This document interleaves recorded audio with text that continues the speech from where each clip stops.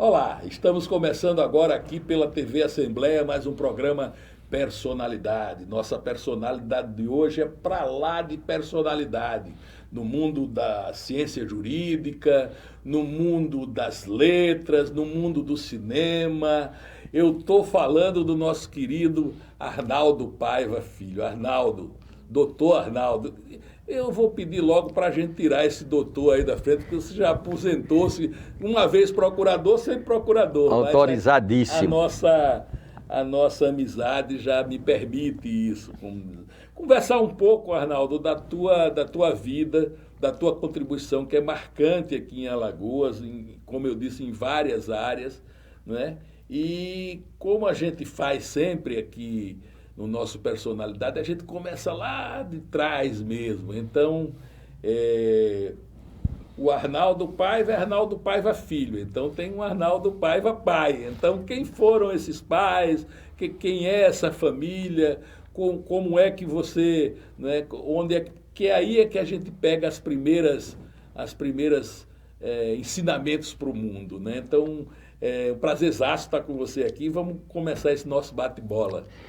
Paulo, é um prazer meu de estar aqui neste programa, né, com você, um amigo de longas datas, e poder aqui trocar essas ideias com os telespectadores deste conceituado programa e, assim, falar um pouco da minha vida, né, mostrar um pouco quem eu sou.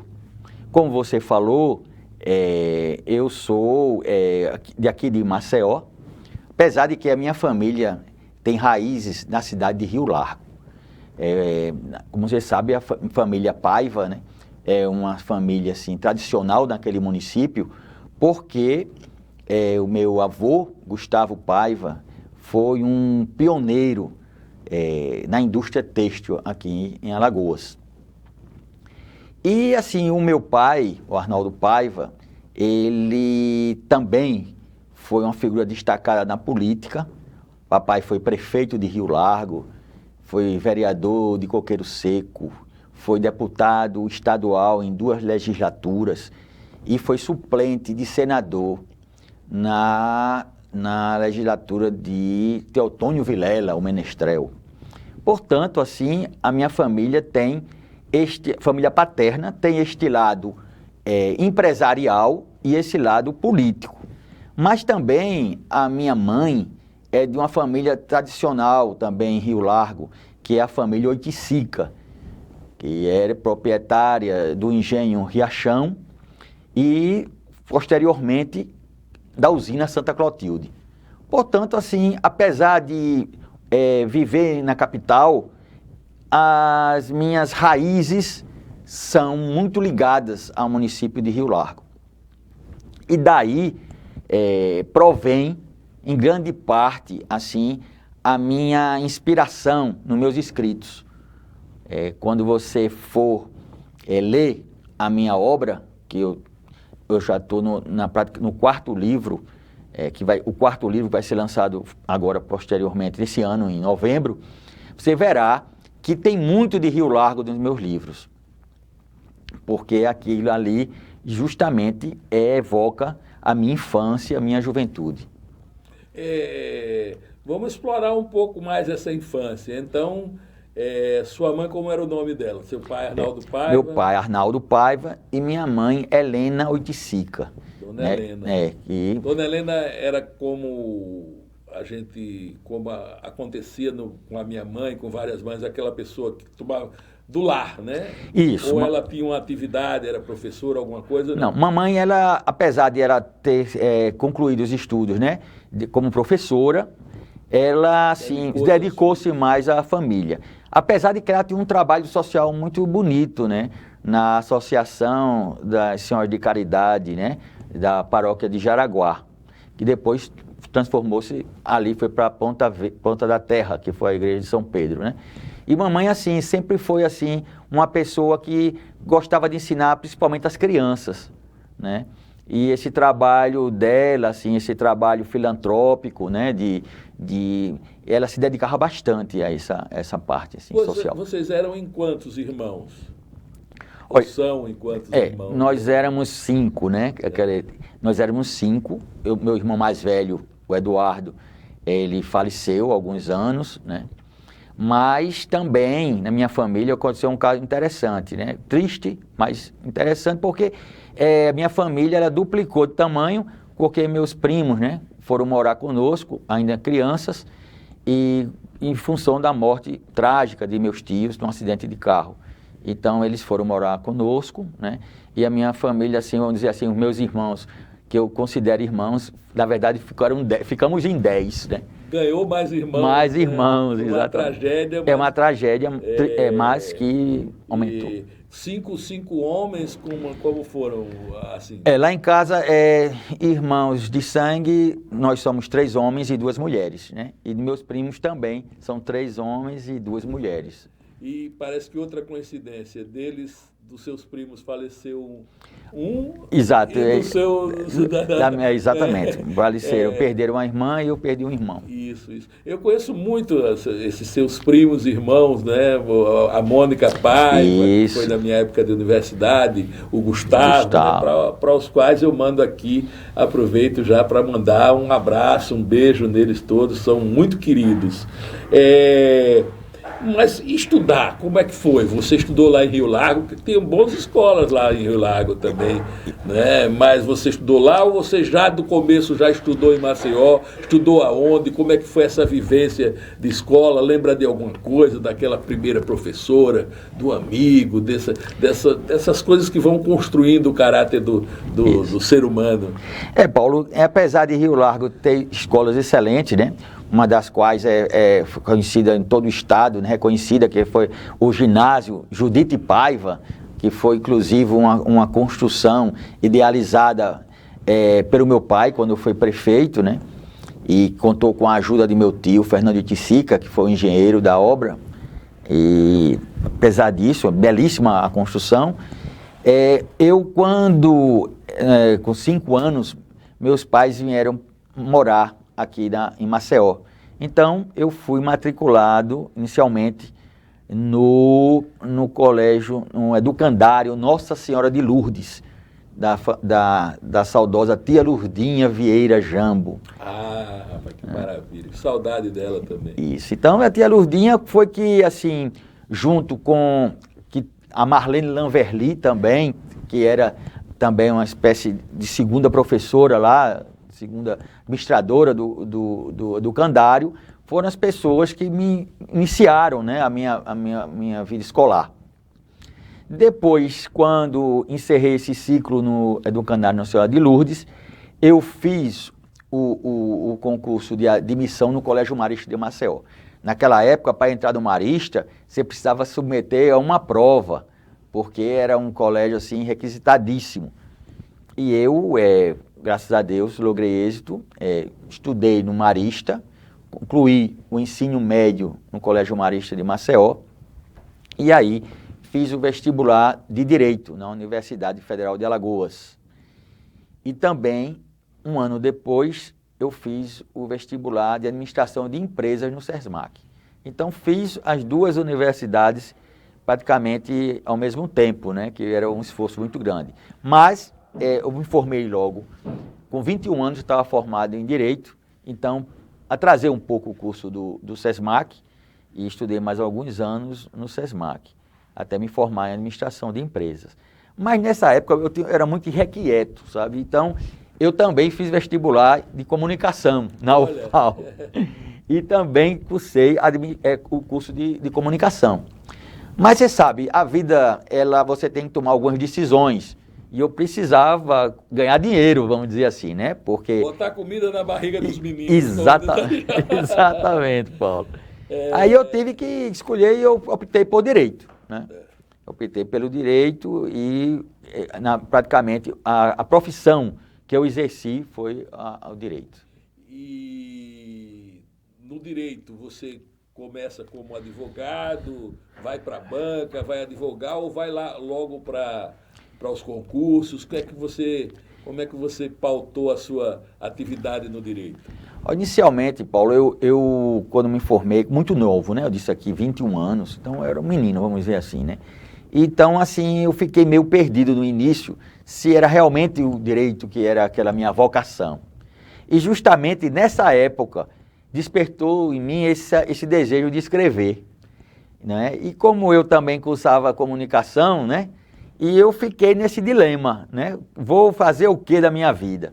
Enquanto não resolvia isso, eu comecei a trabalhar com o meu pai, né? Me colocou na empresa.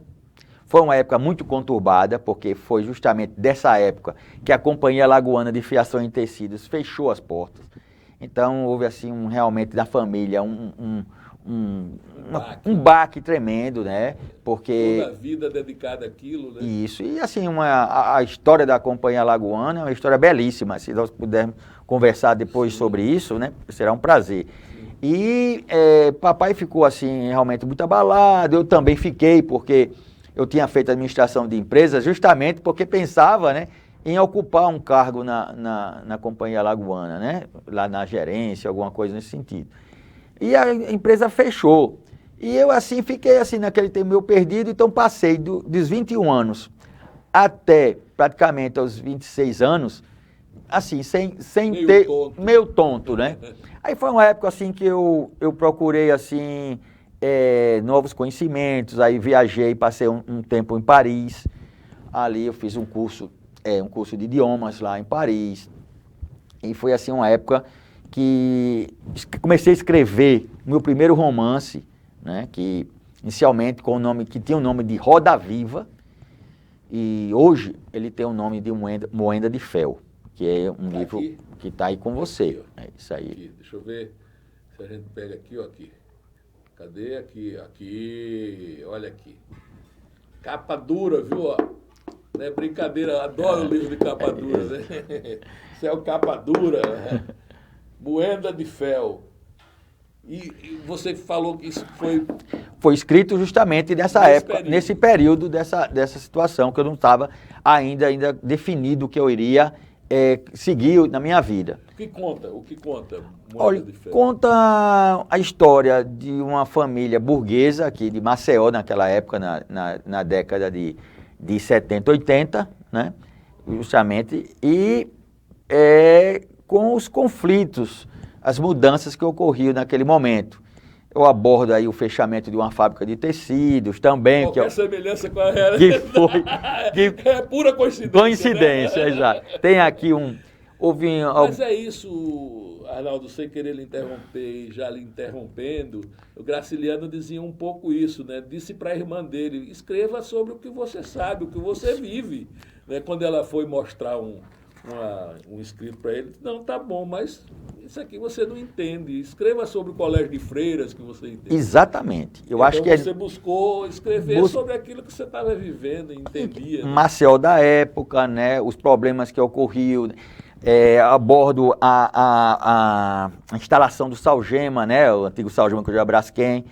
Tem aí, eu coloco assim uma fábrica que foi implantada aqui em Maceió, que trouxe muito risco para a população, né? Tudo está aqui. Está aqui. E engraçado assim, engraçado não, triste porque aquilo ali, de certa forma, que estava no livro, concretizou-se agora, recentemente, com esse problema da exploração do Salgema, né? Do solo, né? Mas me fala um pouco disso, que eu a gente ia estar pautando isso para conversar com você também, porque, além de tudo, todas as atividades que você exerce, você é também um memorialista, um cara que cuida da memória, né, se preocupa em estabelecer, em buscar, principalmente a memória de Rio Largo, a memória da indústria têxtil. Então vamos falar um pouco sobre essa memória. Quando eu era menino ainda, 18 anos, eu fui fazer uma matéria para a Tribuna Operária, se eu não me engano, com o pessoal da indústria têxtil lá da Pedra. Certo. Né, o doutor Ulisses Luna, né, também falei com ele, e vi aquela tragédia que foi, né, ali na Pedra, o que aconteceu, e uma tragédia que aconteceu com toda a indústria têxtil alagoana. Talvez a Pedra foi a última, isso. Né, mas foi em cadeia. O que foi isso? Foi o bicudo mesmo, muitos dizem, tem muitas teses sobre isso, que o aparecimento de empresas de fora também, né? A coisa da malharia, do tecido sintético, não é? E essa coisa da praga do bicudo que assolou aqui. O que é que foi que ocasionou esse debacle da indústria têxtil, que era uma coisa forte da gente? A gente tinha saúde, né? A gente tinha lá em Rio Largo. Tinha em Delmiro. Os Nogueiras eram aonde? Os Nogueiras tinham em São Miguel dos Campos e na saúde. E tinha na saúde também. Na saúde. Então, o que foi, Arnaldo, isso?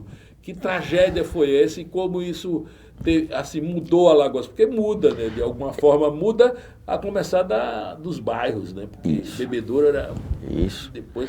Em Bebedouro, nós temos... Por quê e o que é que mudou em Alagoas a partir da, digamos assim, falência da indústria têxtil? Olha, interessante, eu tenho estudado bastante sobre isso.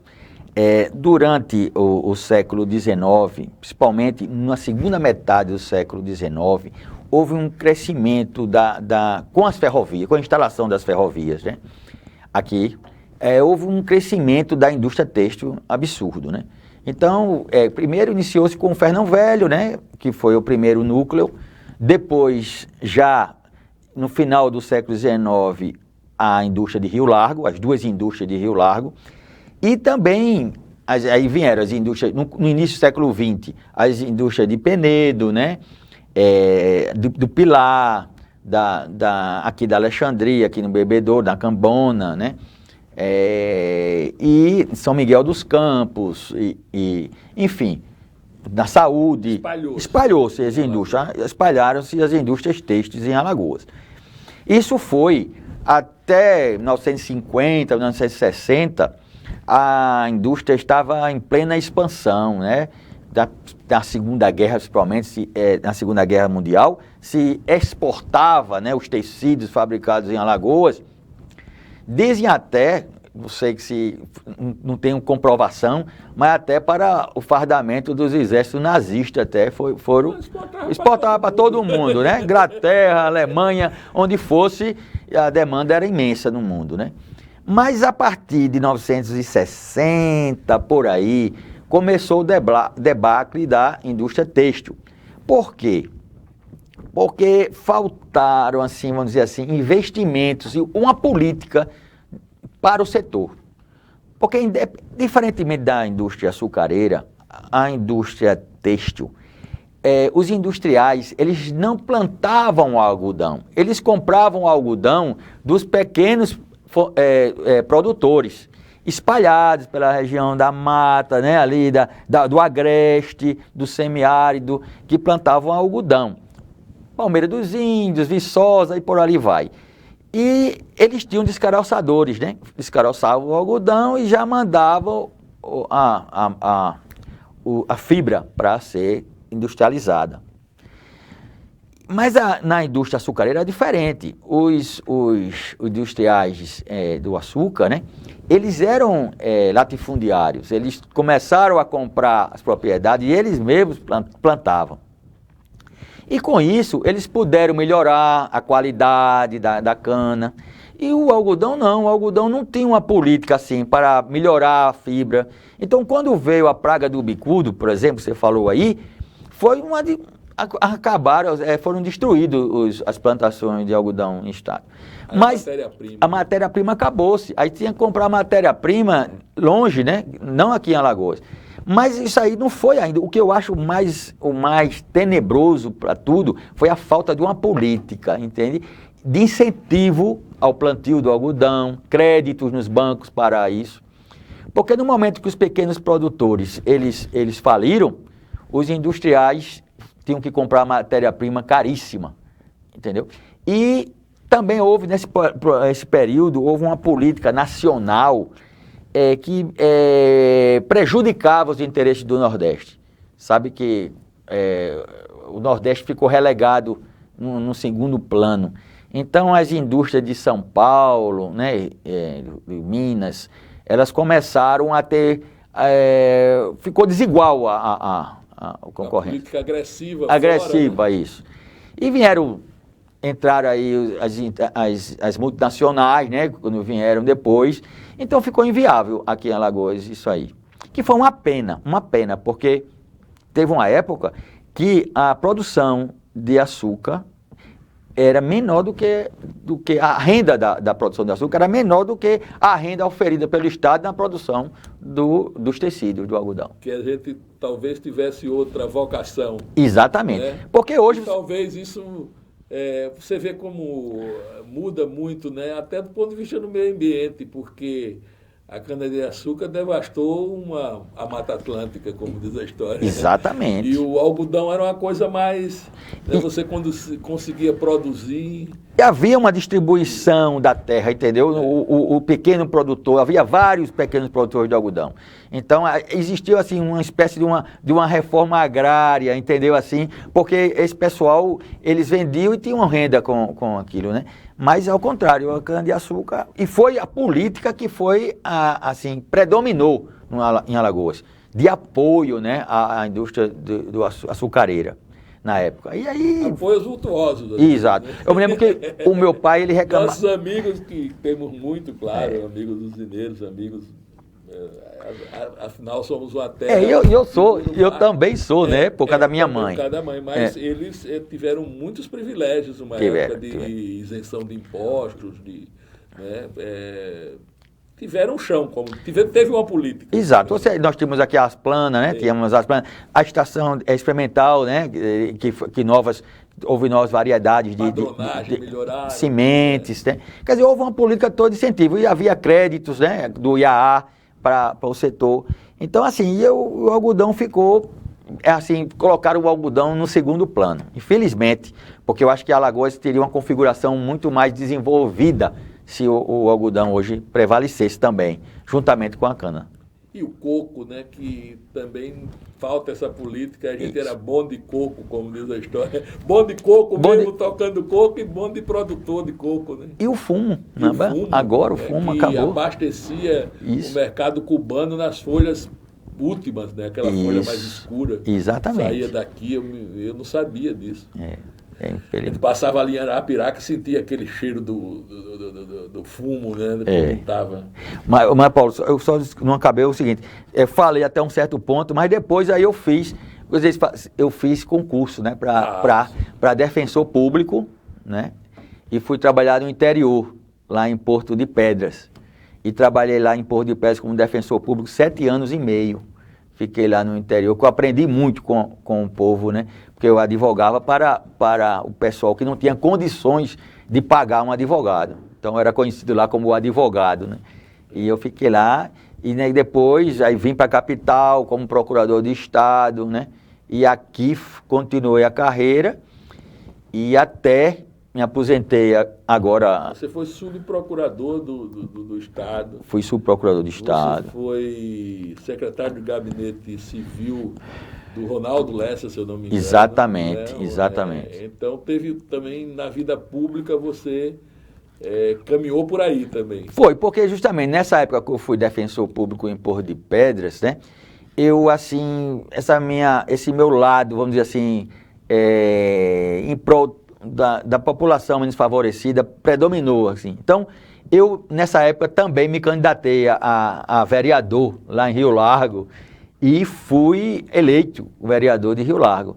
E passei um mandato lá, né, 4 anos, né, período de 89 a 93 como vereador de Rio Largo. Fui vice-presidente da Câmara de Vereadores, né, lá.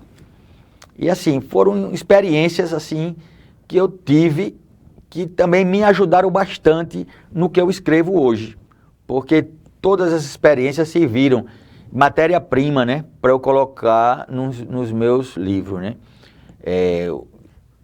Foi daí, nessa época também, depois, que eu comecei com esse lado de tentar resgatar essa história da indústria têxtil, né, das origens da família Paiva, lá em Rio Largo, e aí eu escrevi um livro que foi fruto de uma pesquisa imensa, 10 anos de pesquisa, que foi Rio Largo, Cidade Operária.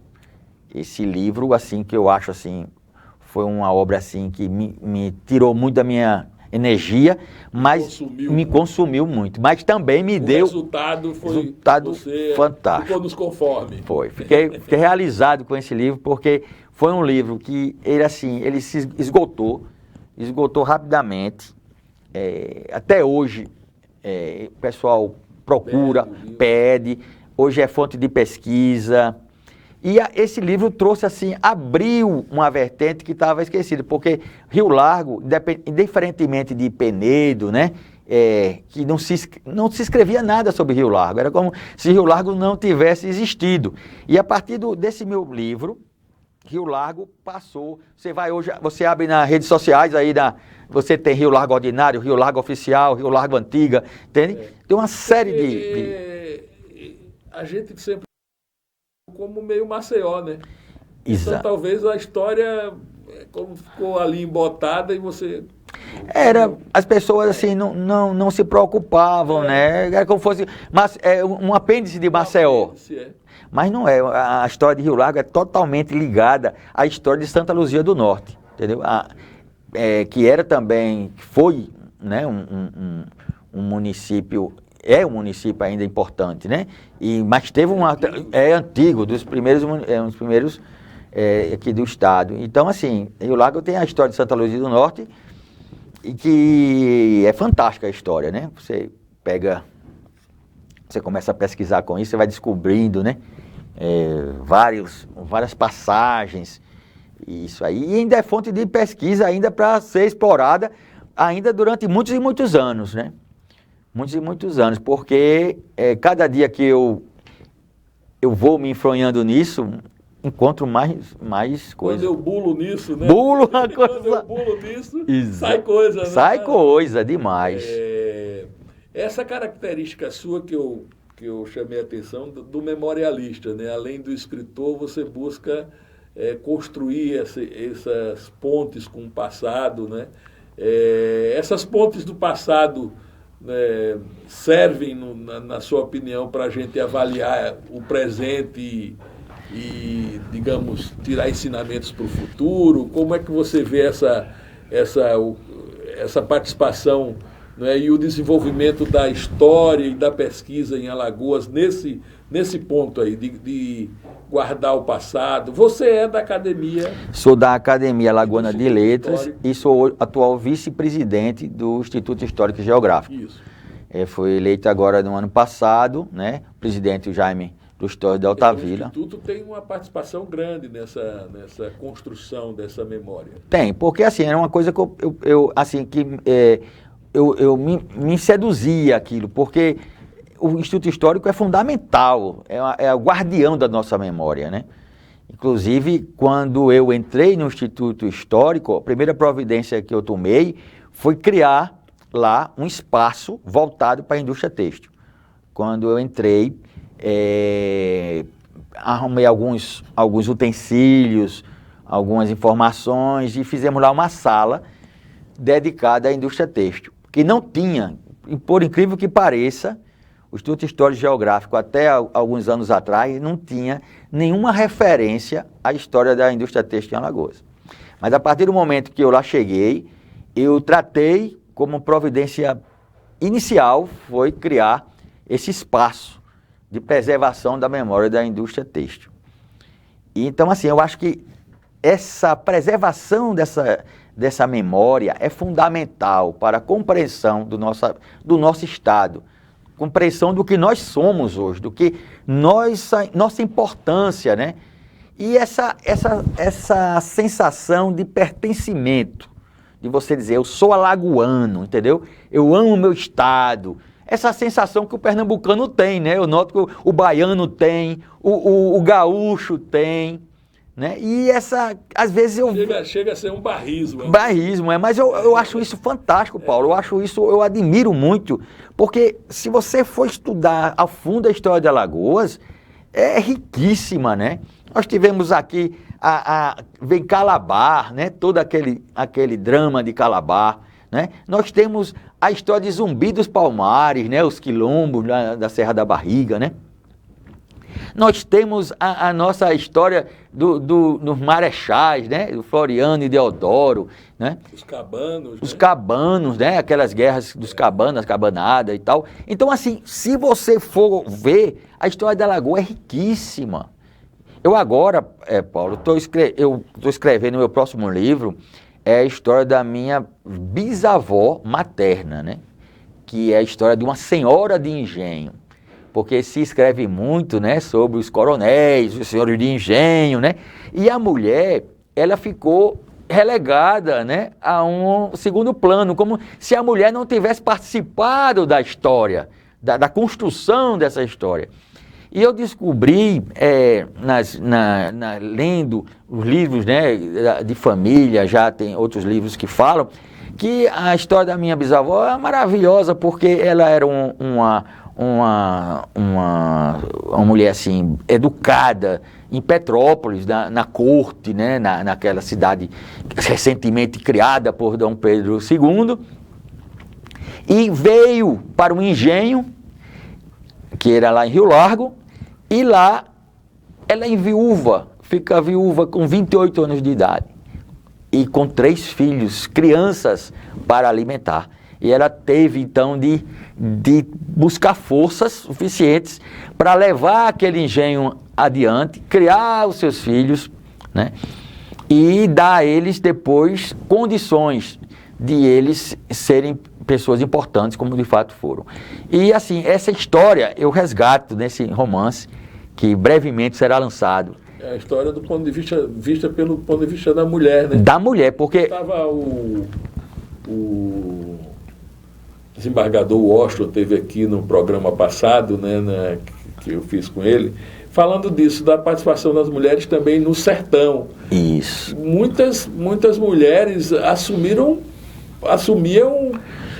papel importante nas discussões, inclusive políticas. Exato. Não eram simples pessoas que cuidavam só do lar, não. Elas tinham uma opinião. A mãe dele, no caso da Cacilda, você está falando da sua avó, bisavó que já era daqui, mas eram mulheres que faziam, que tinham uma opinião. Você tem o exemplo maior disso, Ana Lins, né?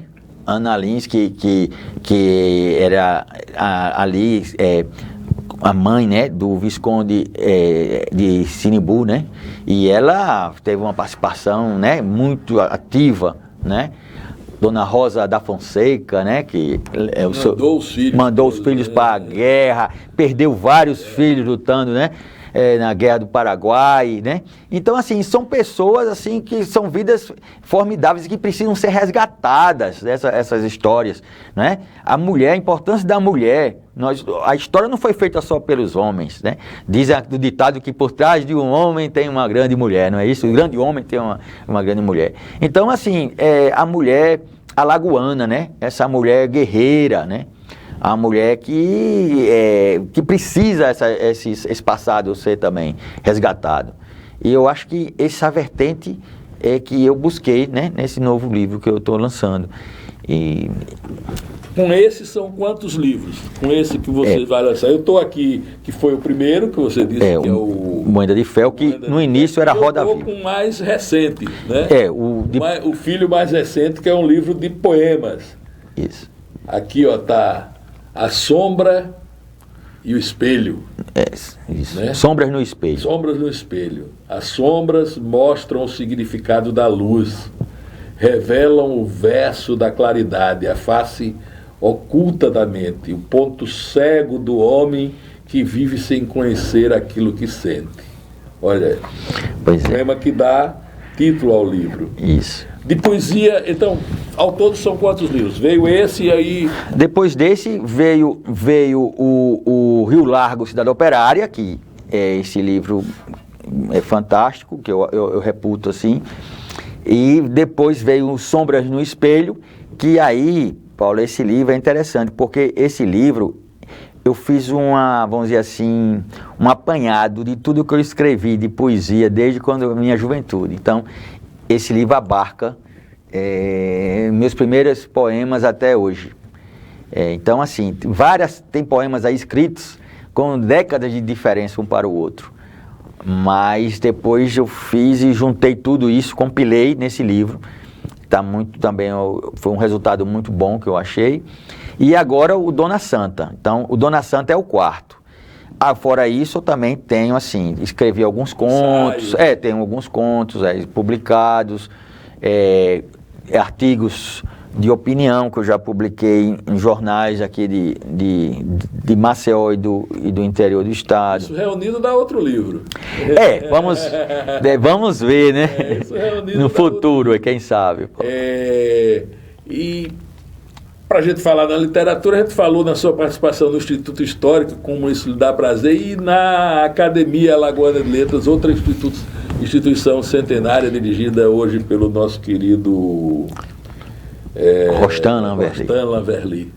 Pois é, entrar na academia para mim de letras foi assim uma realização muito importante, porque o que é importante aí na academia é que você está sempre aprendendo, né? Porque as 40 pessoas que formam a Academia de Letras, vamos dizer assim, são pessoas altamente de intelecto, né, muito elevado, pessoas com obras já publicadas, pessoas com serviços prestados, né, não só na literatura, na parte cultural, mas também profissional, né? Ali você tem médicos renomados, né, advogados, engenheiros, né, professores.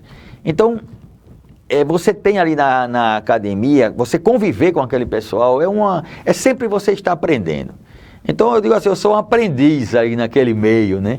Sou um aprendiz. Então, e a academia, ela tem um papel muito importante também aqui na sociedade alagoana, porque a academia, ela cultiva, né, a arte de ler, né? Você passar para as novas gerações, né, esse hábito de leitura, entendeu? Porque hoje você tem, assim, as facilidades da internet, né, que muita gente não lê mais. Então, a academia, ela sempre está ali fomentando esse desejo, né, de leitura, de estar sempre... E força a gente a escrever também, porque você sabe que a academia todo ano ela publica, né, um livro dos acadêmicos, então todos têm que participar. Então a gente é forçado, vamos dizer aqui, graças a Deus, forçados a publicar. Empurrados, né? Vamos escrevendo, escreve, rapaz, não pode ficar parado não. Essa coisa da leitura, né, e de você fazer novos leitores, eu acho que a academia, hoje principalmente, ela... né, as academias têm feito um pouco isso, né? Você vê que a academia hoje, ela saiu do casulo, né? Você vê que a academia, ela está nas plataformas. A brasileira também, também, né? Agora abrindo espaço para novos membros que têm interlocução na sociedade, também nas artes, né? Democratizando, né? A sociedade tem que se sentir inserida no contexto, né? Uma coisa que você falou que eu atentei bastante é esse negócio da internet, essa coisa de você ter perdido o prazer tátil, né? A coisa de você pegar um livro anteriormente, fazia assim. Eu sempre digo isso aqui, o meu pai cheirava o livro assim, esse é bom. O amor tátil. O amor tátil. Que voltamos aos maços de cigarro, como diria o Caetano. Perdeu-se muito isso. Perdeu-se, embora eu sou assim, eu adoro esse manuseio do livro, né? Eu não gosto de ler. Quando eu leio assim numa plataforma, né, no computador, não tenho o mesmo prazer de eu ler pegando no livro, sentindo o cheiro do livro, né? Passando a página, voltando para estar ali conferindo o que está aqui, aí vai. Isso aqui é muito gostoso, isso. Entendeu? Até sair com o livro embaixo do braço, né? É uma coisa interessante isso. É verdade. Nós vamos agora ver um bloco de fotos que a gente selecionou, que você mandou para a gente algumas, a gente selecionou ainda, e vou pedir tua ajuda para você ir nos guiando, porque elas não estão em ordem cronológica, estão meio desarrumadas mesmo, mas certo. A gente vai localizando esses momentos aí. Vamos lá, nosso diretor Renê, olha lá, ali o livro. É o meu livro, é o Rio Largo, Cidade Operária, né? Belíssima, aí você vê na capa, né? os operários, né, no dia de pagamento, recebendo, né, o seu salário, e você vê na contracapa, né, a foto de um ônibus, que foi o primeiro ônibus que circulou na cidade, né, que pertencia ao pai do Joel Belo Soares, um pianista, né, que riolarguense, hoje radicado em Brasília. Isso é anos o quê? Olha, isso deve ser anos 40. 40 já? É isso, 40. Esse ônibus é interessante que ele era conhecido como Sopa. O nome era Sopa, entende? Era o nome. Arnaldo, me diga o seguinte, uma curiosidade, esse movimento operário, tanto em Rio Largo como aqui, né, vindo dessas fábricas, a classe operária, isso foi de certa forma influenciado pelas lutas operárias no mundo, sofreu isso, da parte deles foram comunistas, digamos assim. E havia na época, assim, inclusive, um debate ideológico muito, né, aprofundado nesse sentido, né? Porque era uma classe operária. Isso, né? e era... A gente praticamente só teve essa classe operária, depois os trabalhadores da cana, mas não da cana, colhedores, mas os das indústrias. Isso. A gente praticamente não teve classe operária. A classe operária foi aí, né? A classe operária que, assim, aqui em Alagoas, realmente, de carteira assinada, vamos dizer assim, né? Que era operário mesmo, era. E uma metalurgia que tem. É isso, mais ali nas fábricas de tecido, né? E eles eram fiscalizados, havia uma fiscalização da Delegacia do Trabalho, né? Inclusive foi o movimento que elegeu o Muniz Falcão, né? Como governador de Alagoas, né? Era um movimento assim muito forte, muito forte. Eles eram muito articulados, né? Os sindicatos operários, né? Eram bem articulados politicamente, enfim, administrativamente, e influenciaram bastante, né, os rumos da política em Alagoas. Vamos continuar nas fotos lá, vamos lá. Vamos ver mais. Aí, o Gustavo Paiva, o Comendador do Povo, isso aí foi um filme, um documentário que foi dirigido pelo falecido meu amigo Pedro da Rocha. Daqui a pouco vamos deixar para depois, certo, porque a gente vai ver um pouquinho desses documentários, que são muito bonitos. Esse outro também, o Pianista Sobrado, é só para dizer que nesses dois documentários eu atuei na produção, né? Atuei na produção deles, justamente nessa vertente de guardar a memória, né? Porque o Pianista Sobrado era o Joel, que era riolarguense, né? Riolarguense. Então eu fiz esse... Aí é a memorável banda de música feminina da Companhia Alagoana de Fiação em Tecidos. Olha que maravilha. Essas meninas, elas fizeram história. E vem aí, a gente estava conversando aí sobre a importância da mulher, né, na construção da história. Essas meninas aí foram formavam a primeira banda de música feminina do Brasil. Foi assim um movimento assim libertador das mulheres.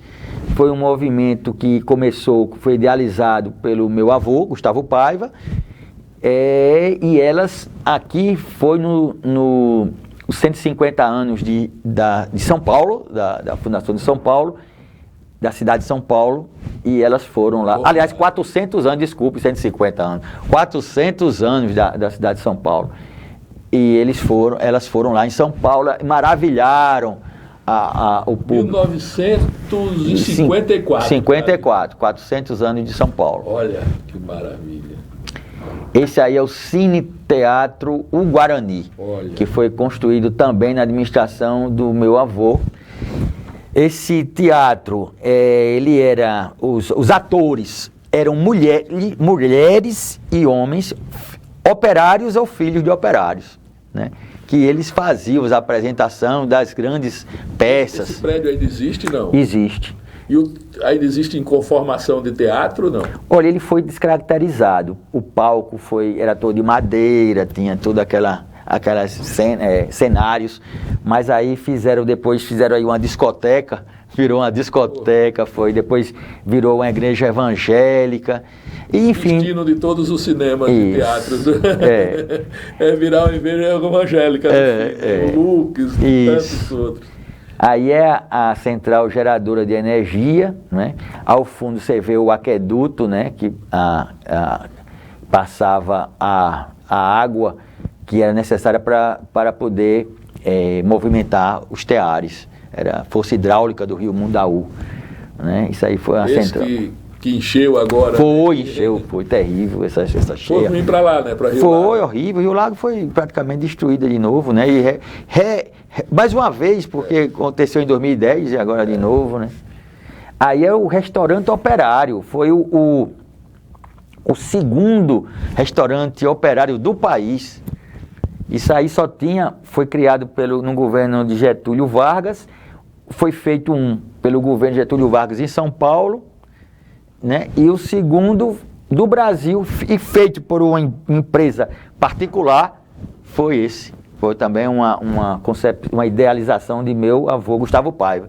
Aí eram servidos comida... Então, foi o primeiro de uma empresa particular. Exato, exatamente. O primeiro visão, né? Visão, Aí era o colégio Gustavo Paiva, o grupo escolar Gustavo Paiva, também idealizado pelo meu avô. Por isso que, assim, as obras dele sociais foram assim...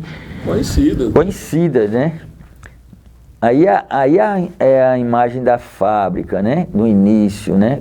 Você vê a madeira ali empilhada, né? Na frente da fábrica, que era necessária para as fornalhas, né? Para poder...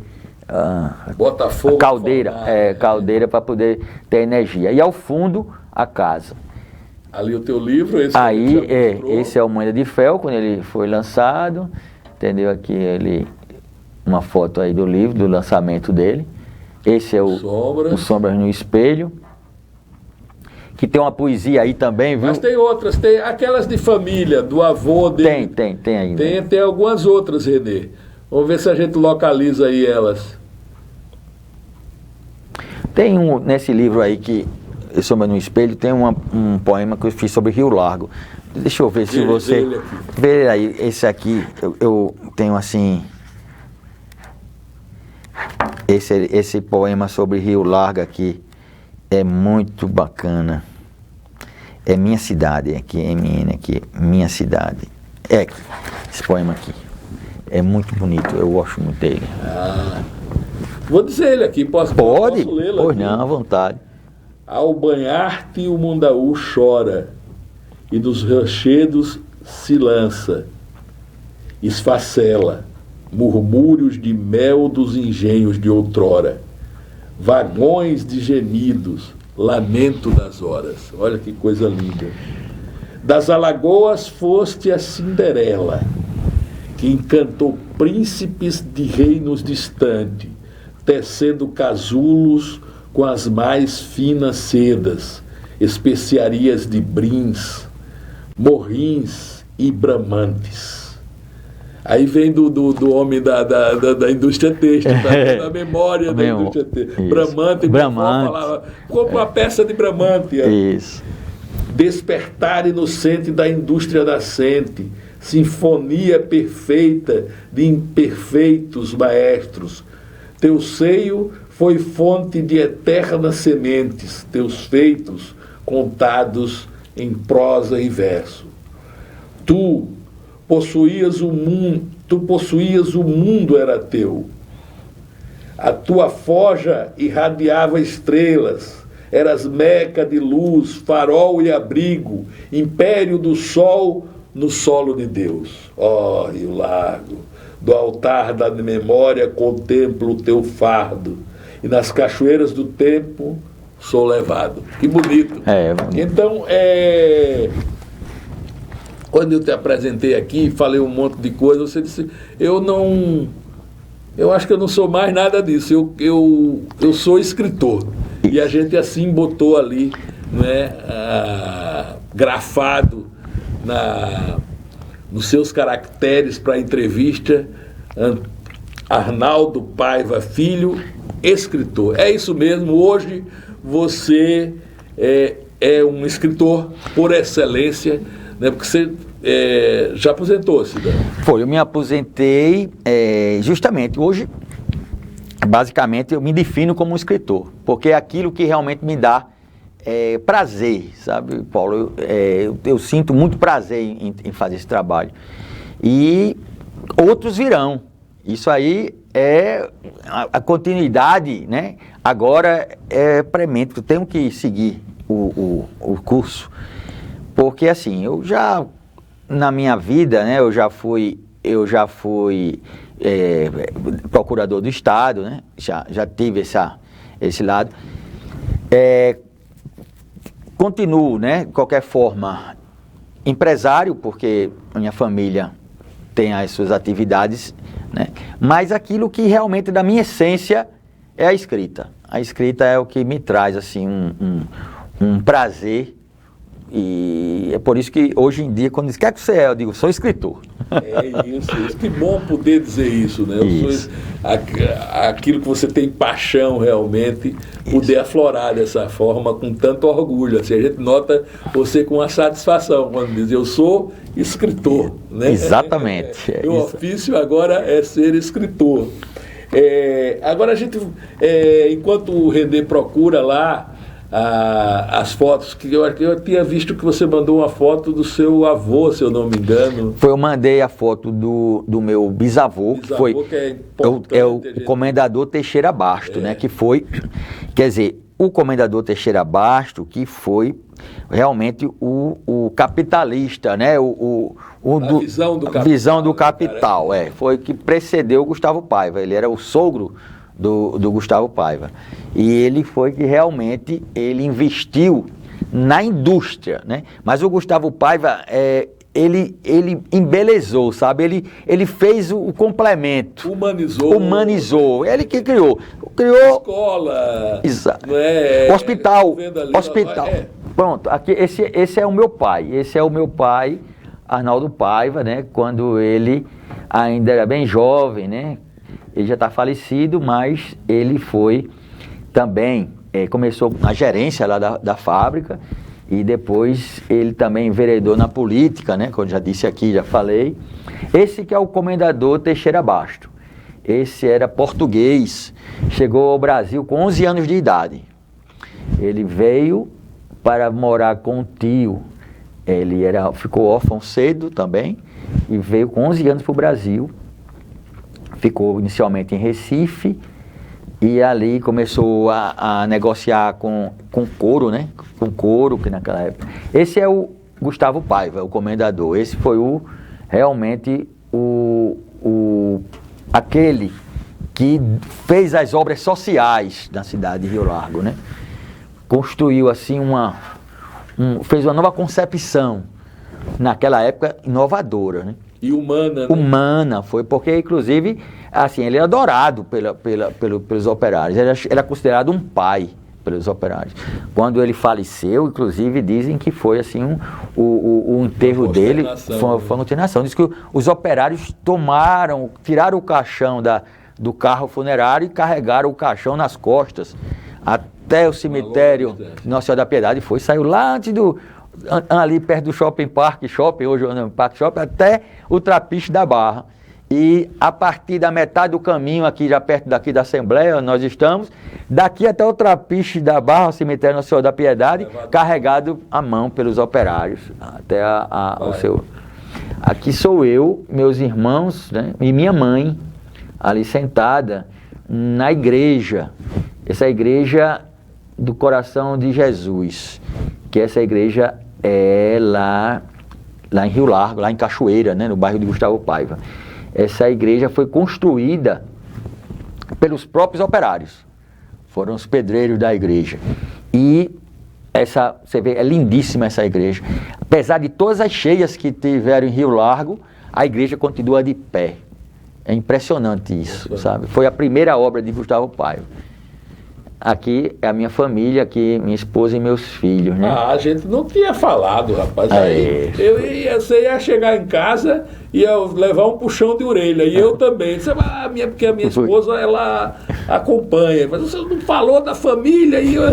Aí quem são essas maravilhas? Aqui ao lado, aqui na ponta, lado esquerdo, tem quem vê, é minha esposa Lorena. Esse do meio é o meu filho Arnaldo, neto, hoje é médico. O mais velho ali. Ele, na verdade, a mais velha é a Juliana, que está aqui no meu lado. A Juliana é a mais velha, advogada, né? E aqui o Gabriel, o pequenininho, e a Heleninha. A Heleninha que... Essa é a Heleninha que nós falávamos aqui. Isso aqui, mas essa foto é antiga, né? A Heleninha, a gente falava aqui, pessoal, filha do... Eu a vi recitando. Ela tem uma verve maravilhosa de atriz. Não. A gente comentou naquele dia, você disse que ela é muito nova, daqui a pouco ela tem que ingressar nessa... Né, porque ela representa, ela diz muito bem os poemas. Né? Ela verbaliza com gestual, né? Com toda a verve mesmo de uma atriz. Eu vi numa solenidade que teve lá da... Foi na solenidade da academia, foi impressionante ali. Ela foi assim, todo mundo ficou encantado, né, com a facilidade dela em expressar. Ela tem assim essa veia artística bem acentuada, né? Vamos ver que a gente já está perto do fim, vamos ver um pouquinho, 1 minuto aí, 30 segundos de um dos filmes. Qual é que vai entrar primeiro aí, nosso querido Renê? Vamos ver para falar dessa faceta sua e a gente daqui a pouco encerrar o programa. Vamos lá. Porto, 27 de maio de 1911. Federação das Indústrias ganhando seu merchan aqui. Foi. Tá vendo como o cinema é importante, apoiar o cinema. Foi a federação, realmente deu uma ajuda muito importante nesse... Porque o Gustavo Paiva, ele é o patrono da indústria aqui em Alagoas, né? Então eles ajudaram, patrocinaram. Sem cobardia. Não te deves esquecer que em qualquer casa onde trabalhes, o essencial para subir é que te tornes necessário.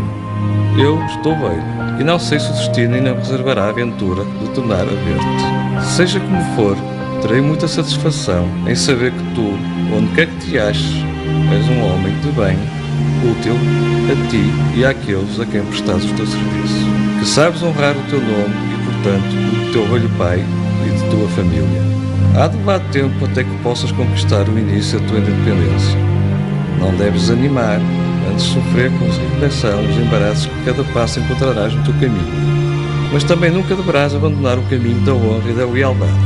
Compreenderás de certo que a vida é uma luta constante, cheia de reveses, na qual triunfam os mais aptos para o seu combate, mas também é certo que todo homem precisa ter sorte, que a sua boa estrela o proteja.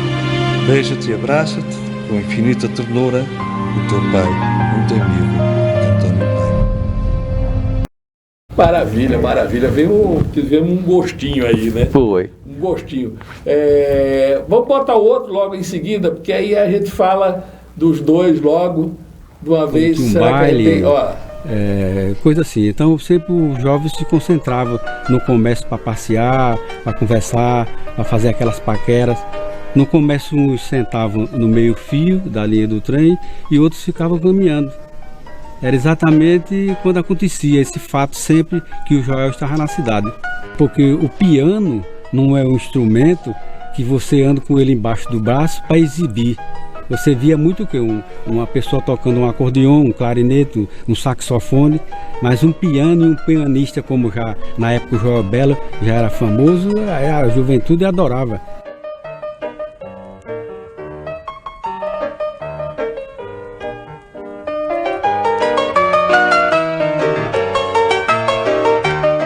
Bom, Rio Largo tinha uma sociedade bem definida, eram mais comerciantes, não é?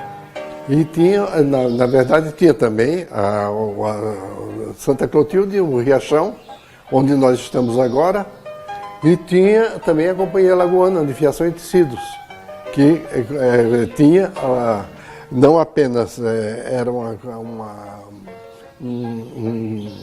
companhia comercial, mas que desenvolveu muito também a questão cultural em Rio Largo. Desenvolveu em que sentido? Desenvolveu musicalmente porque tinha uma banda de música masculina, tinha uma banda de música feminina, tinha um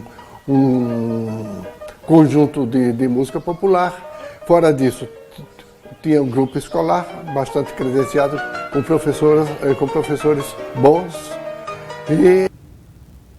Maravilha, que maravilha. Aí, rapidamente, a gente já está se encaminhando para o fim. Você falou disso 1 hora, mas é muito pouco. Para você falta mais um programa ainda, Arnaldo, para a gente falar de tudo. Então, fala dessa teu encontro aí, que você disse que com o cineasta que, infelizmente, teve que partir para o andar lá de cima sem nos avisar. Quer dizer, ele já vinha avisando há muito tempo. Como ele mesmo dizia que era um sobrevivente. Nosso queridíssimo Pedro da Rocha. Como foi esse encontro? E que esse encontro eu estou vendo que encaminhou você para o mundo do cinema. O memorialista e o cineasta, o produtor de cinema se encontraram aí. Exato, foi interessante. O destino, às vezes, a roda do destino, né, faz esses encontros, né? Foi quando justamente eu escrevia o Rio Largo Cidade Operária, e a minha irmã me ligou e disse: olha, tem um pessoal fazendo um filme sobre a indústria têxtil, e me pediram para eu dar um depoimento no filme. E eu disse que quem entendia disso era você, meu irmão. Aí eu digo: tá bom, vai lá na minha casa lá em Rio Largo, que o pessoal vai lá hoje à tarde. E eu fui, né, sem saber nem quem era esse pessoal. E lá encontro quem? Pedro da Rocha e Vera, sua esposa, e uma turma lá de cinegrafistas e tal, de apoio, iluminadores. Aí me apresentaram a ele e ele disse que estava fazendo um filme baseado num livro de Goberi Lessa, que era chamado Tramas da Memória, e sobre a indústria têxtil em Alagoas. Aí eu achei aquilo fantástico, porque eu também estava escrevendo o Rio Largo Cidade Operária. Então, aí fez lá a filmagem comigo. E a partir daí, criou-se um vínculo entre mim e Pedro, né? E foi quando eu disse: ô Pedro, eu também estou escrevendo um livro, vamos fazer uma coisa, vamos lançar tudo junto, você faz esse filme, mas você vai fazer outro agora. Você vai fazer um que fale da história do meu avô, aqui de Rio Largo, focado em Rio Largo. E aí nós fomos, nos unimos e fizemos tudo juntos.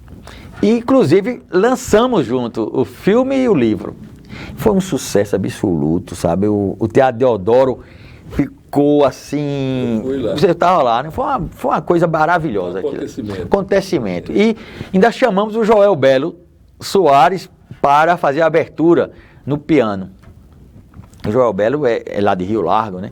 Esse passou aí no foi. filme. E nesse dia, justamente do lançamento do livro e do filme sobre o Comendador do Povo, eu prometi a Joel, lá no Teatro Deodoro, que ia fazer um documentário sobre a vida dele. E aí uma coisa puxou a outra. Aí quem foi que fez? Pedro da Rocha. E aí fizemos o documentário sobre a vida do Joel Belo Soares. Fomos a Brasília, filmamos em Brasília. Você virou ator também? No filme do impeachment você aparece? Pois é, engraçado. 4 filmes do Pedro da Rocha, né? Eu apareço, né? Não só os 2 primeiros, os 3 primeiros. Não, o primeiro foi só como de depoimento, os outros 2 como coprodutor, né? E também participei, né, com imagens e tal. E o terceiro do impeachment, que vai ser lançado brevemente, eu também dou lá uns depoimentos. Arnaldo, muito obrigado pela tua presença. O alagoano conheceu um pouco mais aí do homem, do ser humano, né? Porque às vezes a gente vê o procurador Arnaldo, o secretário, mas o homem, a pessoa, que têmpera, que barro, eu acho que deu para o alagoano conhecer um pouco mais hoje. Quero agradecer demais a você, né, e deixar aí para suas considerações. Ô Paulo, eu que agradeço profundamente a oportunidade que você me deu para poder aqui me apresentar sem nenhuma, vamos dizer assim, sem nenhum subterfúgio, né, sobre quem realmente sou. Né? Eu sinto assim um imenso prazer em poder colaborar com a construção, a disseminação dessa história do povo alagoano. Porque eu sou muito orgulhoso de ser alagoano, sabe? Das minhas raízes, sou muito orgulhoso das minhas raízes. E eu acho que Alagoas é um estado que tem muito ainda a oferecer ao Brasil. Além do que já fez, né?